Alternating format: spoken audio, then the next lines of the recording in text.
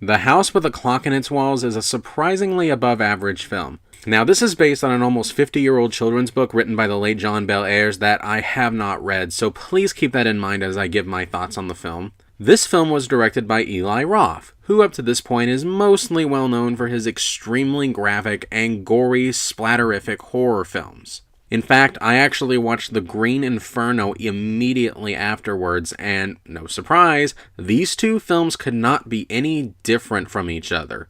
Eli Roth is a very divisive filmmaker, and of the other two films of his I've seen, I have a decidedly lukewarm reception to him, in that I don't think he's a terrible filmmaker, I just don't think he's capable of elevating his taste for gore into anything meaningful or tasteful. But then comes along this film, in which he directs not only a fantasy film for the younger crowd, but one that actually managed to snag a PG rating, something that is becoming increasingly rare for live-action films not made by Disney. This film is actually something of a callback to the children's films of a bygone era, one that wasn't afraid to dig into the macabre and focused more on a sense of wonder, mood, and atmosphere, rather than simply throwing tons of jokes at a million miles an hour.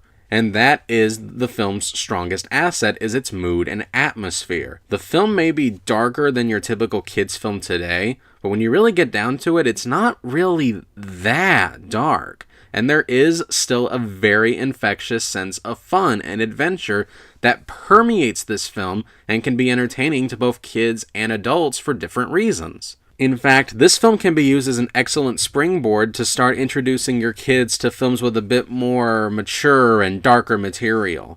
Not having a plethora of over-the-top, gory deaths to fall back on, Eli Roth is forced to actually keep the film focused and straightforward. Granted, given that this is a film that's adapting a story that's 50 years old, it does make use of fantasy tropes that might have been fresh at the time, but now feel old hat. The core plot is your standard, typical, normal kid goes to live with his weird and previously unmet relative, only to discover that they're hiding a secret, most likely involving magic. Also, it's very easy to figure out the core mystery of what's going on, although for a little kid, they'd probably not be able to piece it together. So the film is very predictable, it probably could have benefited from some more creativity, and even though it doesn't really do anything bad, it also doesn't do anything phenomenally either.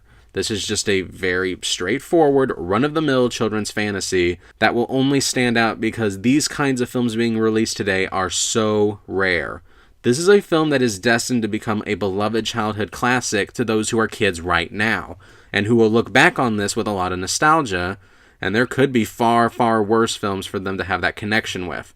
It's enjoyable and entertaining without reinventing a single solitary thing, and I'm going to give it a very solid 7 out of 10. Thank you so much for watching, and I'll see you next time.